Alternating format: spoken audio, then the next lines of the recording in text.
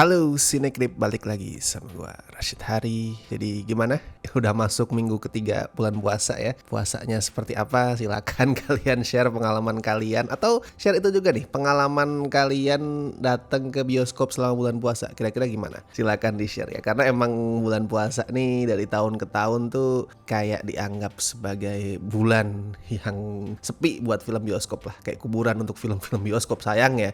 Gue nggak tahu kenapa. Karena kalau di logika kan seharusnya orang-orang tuh ngabuburit di bioskop, nungguin puasa di bioskop biar nggak lapar nonton. Cuman gue nggak tahu seperti apa realitanya. Kalau fakta di lapangannya sih tahun ini juga lumayan menyedihkan ya. Dari film Indonesia itu yang rame juga bisa dihitung jari, bahkan mungkin nggak ada yang bener-bener maksimal potensi penontonnya. Even film yang nomor 1 sampai sekarang pun masih itu, Gunung Gede itu. Itu film udah kapan hari dan sekarang masih jadi film nomor 1.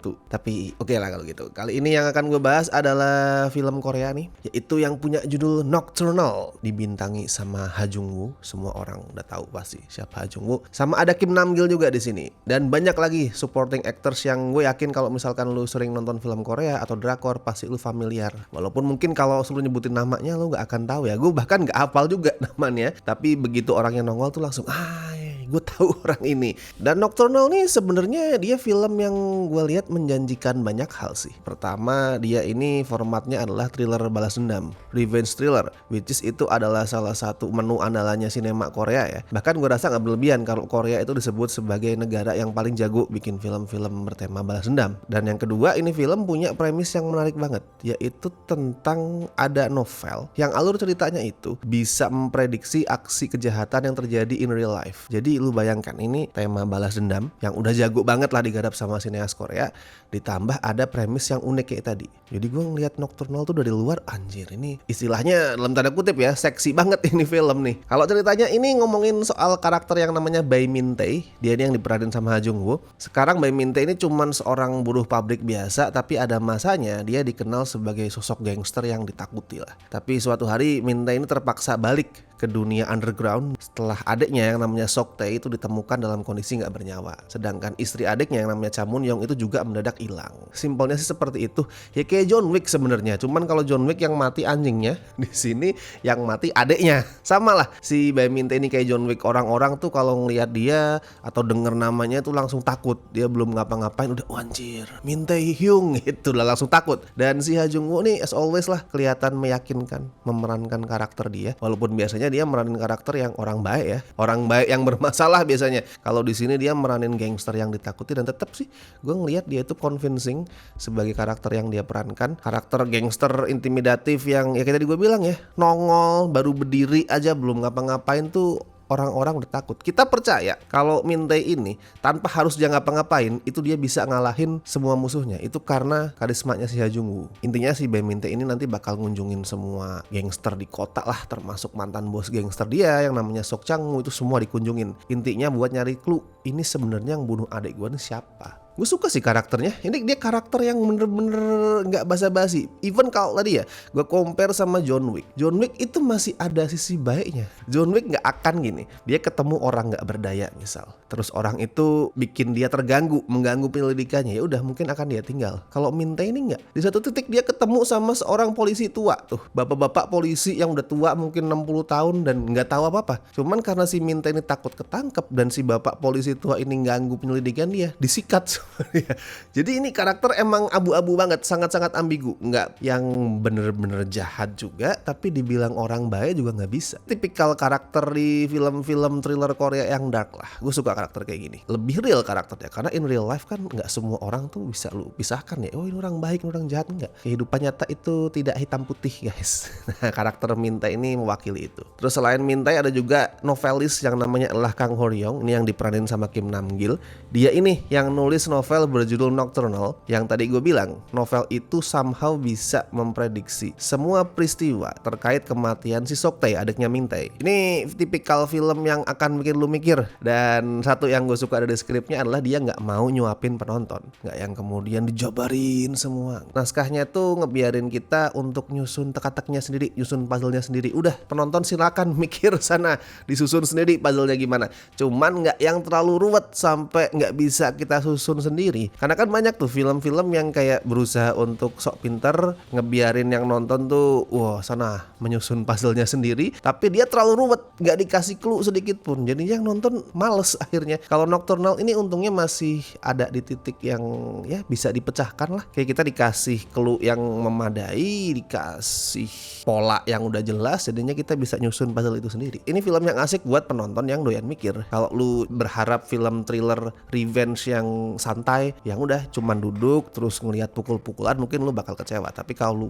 suka tipe film yang mikir kayak gini, lu akan puas sama Nocturnal. Oh, dan ini juga tipe film yang punya banyak twist ya. Jadi penyuka twist, penonton zaman sekarang pasti demen sih ini. Selama bisa bertahan sampai twist itu datang ya. Karena ya kayak tadi gue bilang, ini filmnya mikir, temponya juga nggak yang cepet, nggak kayak John Wick yang pukul-pukulan, tembak-tembakan, nggak, temponya nih agak lambat. Mungkin beberapa akan menyerah di pertengahan, tapi kalau lu bisa bertahan, ada beberapa twist di ya third act-nya yang buat gue tuh lumayan menarik. Mungkin bukan twist yang segar banget, yang baru atau yang bener-bener surprising, itu enggak sih. Tapi ini twist yang bisa memantapkan world building filmnya. Jadi dari twist itu kita bisa tahu, oh ini dunianya seperti ini nih.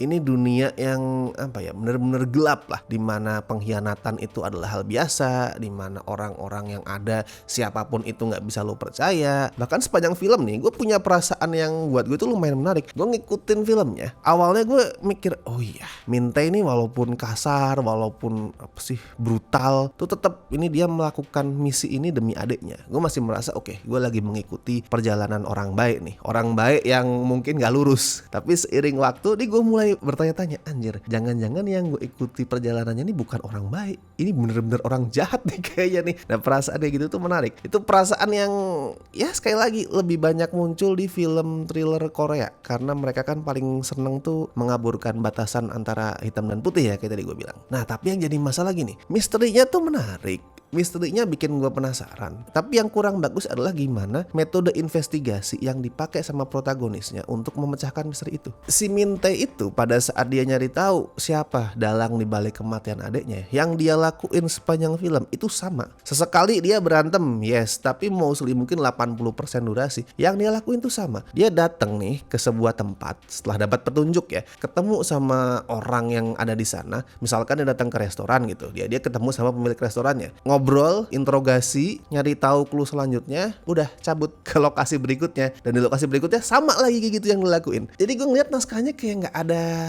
kreativitasnya gitu. Sebenarnya gue nggak masalah, gue suka banget sama film-film yang mengutamakan ngobrol. Tapi di sini gimana obrolan itu dikemas itu monoton, repetitif, nggak ada dialog yang mungkin bisa dibilang thought provoking, nggak ada, udah flat aja. Dan itu bikin babak keduanya, second act-nya tuh lumayan ngebosenin sebenarnya. Apalagi urusan novel tadi tuh nggak digarap dengan bagus. Ini yang gue sayangkan banget sih. Premis soal novel yang diduga bisa memprediksi dunia nyata itu akhirnya cuman tempelan aja. Gue pikir ini bakalan jadi sesuatu yang penting banget, yang kemudian nyetir alurnya. Tapi ternyata nggak. Persoalan novel itu dimention sekali, dan habis itu nggak pernah lagi jadi sesuatu yang penting.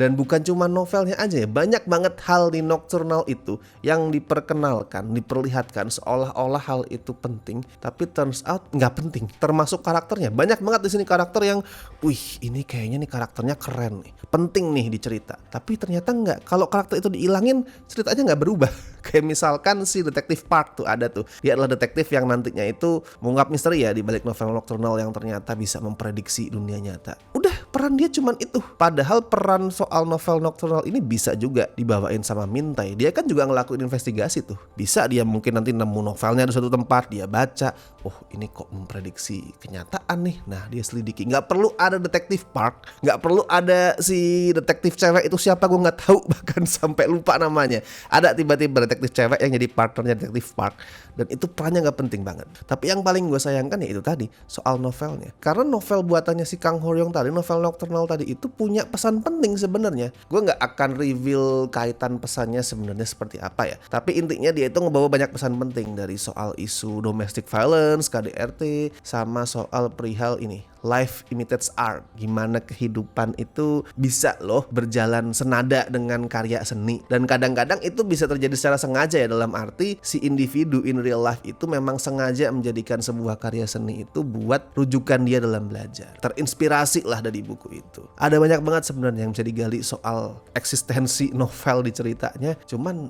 ya in the end nggak pernah bener-bener jadi part yang penting di ceritanya. Tapi sebagai sebuah thriller revenge ala Korea ya, yang dark, yang gritty, dan ada beberapa, walaupun sedikit sebenarnya, tapi beberapa adegan action yang lumayan seru, yang lumayan brutal. Buat gue Nocturnal ini masih worthy lah untuk ditonton di bioskop. Walaupun ini bukan sesuatu yang kayak gue bayangkan di awal ya. Gue membayangkan awalnya, wah ini kayaknya bakal menjadi sebuah new instant classic nih, anjir. Gue ekspektasinya udah tinggi banget, tapi ternyata ya udah, ini just another serviceable thriller, watchable, bisa ditonton, enjoyable, worthy untuk lu tonton di bioskop. But that's it. Ini nggak akan nempel lama di kepala yang nonton. Kalau skor ya bisa lah, masih gue kasih 6,5 dari 10. So silakan dicoba kalau lu lagi mencari alternatif tontonan, karena kayak tadi gue bilang ya, ini film di bioskop nih lagi kurang semarak kayaknya, jadi mungkin ini bisa jadi alternatif lah. Dan kalau yang udah nonton bisa bagiin review lo di kolom komentar, bisa juga lo isi di scorefilm.com, silakan biar lebih rame lagi ya. Walaupun film bioskop lagi sepi, tapi silakan itu Skor Film diramaikan. Dan seperti biasa gue ingetin, buat yang pengen join membership Cinecrip untuk dapat tiap benefitnya, silakan join. Bisa lu cek tiap tier itu punya kelebihan apa aja, dan silakan dipilih sesuai dengan yang paling menguntungkan bagi lu. And thank you so much buat teman-teman yang masih setia join sampai hari ini, terutama beliau-beliau berikut ini ya, dari tier Besti, La Familia. Thank you banget. Oke, kalau gitu gue Rashid Hari, sampai ketemu di review-review berikutnya.